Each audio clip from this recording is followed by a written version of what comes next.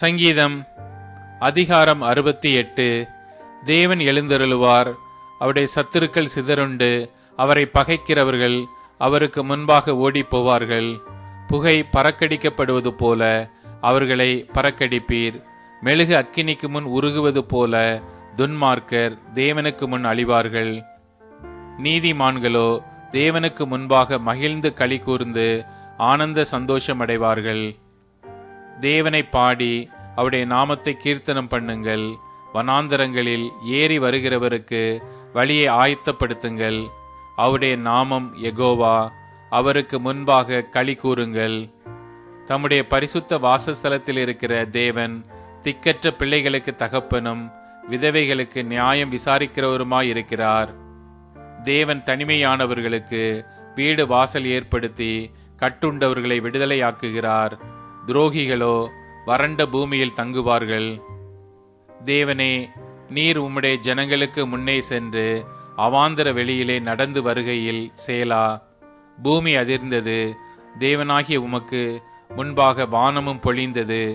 இஸ்ரவேலின் தேவனாயிருக்கிற தேவனுக்கு முன்பாகவே இந்த சீனாய் மலையும் அசைந்தது. தேவனே, சம்பூர்ண மழையை பெய்ய பண்ணினீர். இளைத்து போன உமது சுதந்திரத்தை திடப்படுத்தினீர்.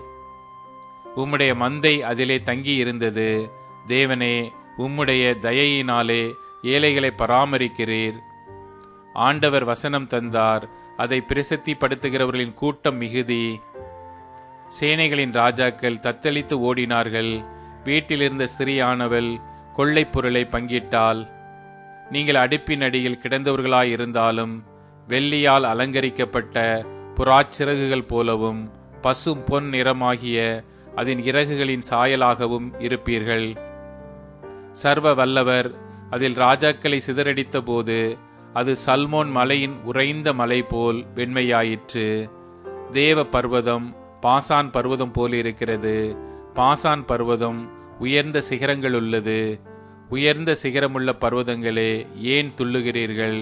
இந்த பர்வதத்தில் வாசமாயிருக்க தேவன் விரும்பினார். ஆம், கர்த்தர் இதிலே என்றென்றைக்கும் வாசமாயிருப்பார்.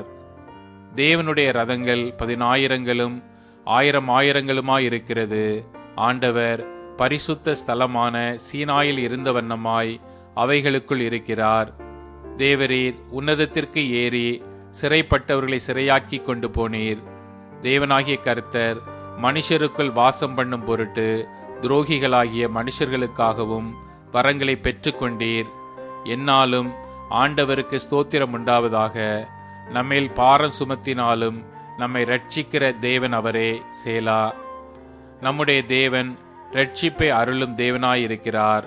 ஆண்டவராகிய கர்த்தரால் மரணத்திற்கு நீங்கும் வழிகள் உண்டு.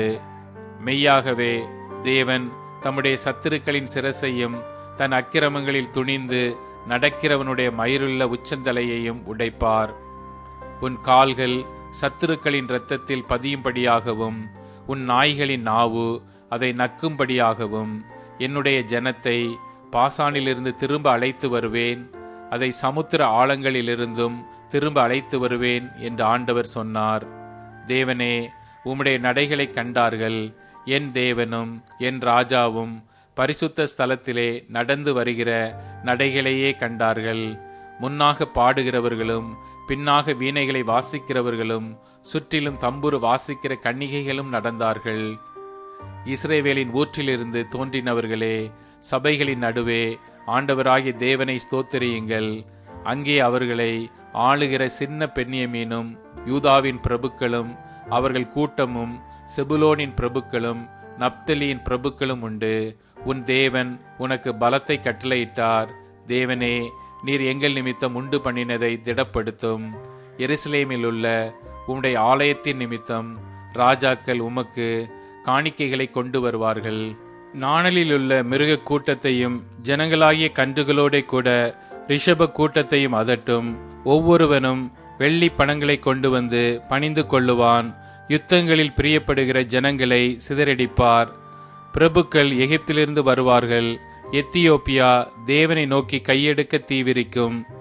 பூமியின் ராஜ்யங்களே, தேவனை பாடி ஆண்டவரை கீர்த்தனம் பண்ணுங்கள். சேலா. ஆதி முதலாயிருக்கிற வானாதி வானங்களின் மேல் எழுந்தருளி இருக்கிறவரை பாடுங்கள். இதோ தமது சத்தத்தை பலத்த சத்தமாய் முழங்க பண்ணுகிறார். தேவனுடைய வல்லமையை பிரசித்திப்படுத்துங்கள். அவருடைய மகிமை இஸ்ரவேலின் மேலும் அவருடைய வல்லமை மேக மண்டலங்களிலும் உள்ளது. தேவனே, உமது பரிசுத்த ஸ்தலங்களிலிருந்து பயங்கரமாய் விளங்குகிறீர். இஸ்ரவேலின் தேவன் தம்முடைய ஜனங்களுக்கு பலனையும் சத்துவத்தையும் அருளுகிறார். தேவனுக்கு ஸ்தோத்திரம் உண்டாவதாக.